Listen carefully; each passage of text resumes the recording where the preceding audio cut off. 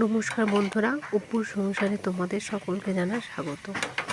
আজকে আমি একটা নতুন ভিডিও নিয়ে এসেছি তোমাদের কাছে, তাকে অবশ্যই তো ভালো লাগতো।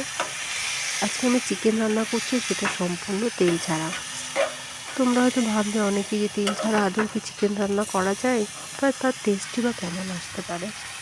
তোমরা এই ভিডিওটা ফলো করলেই বুঝতে পারবে যে সত্যি তেল ছাড়া চিকেন রান্না করলেও কত সুস্বাদু এবং টেস্টি হতে পারে। আর সেটা হেলথের জন্য খুব একটা খারাপ হবে না, সত্যিই ভালো।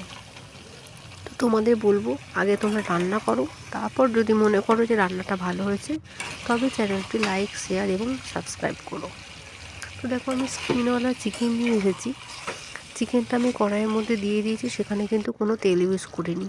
তার সাথে তেজপাতা আর কাঁচা পেঁয়াজ আমি দেওয়ার পরে এটা নাড়তে শুরু করেছি। কিন্তু এটা অনেক সময় ধরে কষতে হবে, যত কষবে কালারটা দেবে তত সুন্দর লাল আসবে। তো পেস্টের মধ্যে আমি লঙ্কা, হলুদ, জিরে এগুলো তো আমি নেবই, তার সাথে ধনের গুঁড়োও আমি দেবো। আর আদা, রসুন, কাঁচা লঙ্কা, জিরে পেস্ট আমি দিয়ে এটাকে আমি কষতে থাকছি। এখন আমি একটু জিরে গুঁড়ো দিলাম, আর তার সাথে দিচ্ছি ধনের গুঁড়ো। জিরের পরিমাণটা অল্প হয়ে গেছিলো তার জন্য।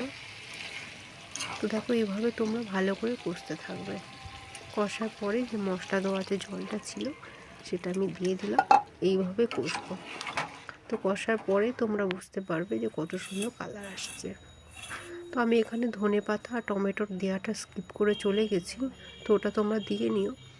তো বন্ধুরা দেখো, পুরো মনে হচ্ছে দেশি মুরগির মাংস। তো বন্ধুরা, যদি তোমাদের রেসিপিটা ভালো লাগে অবশ্যই কিন্তু কমেন্ট করো।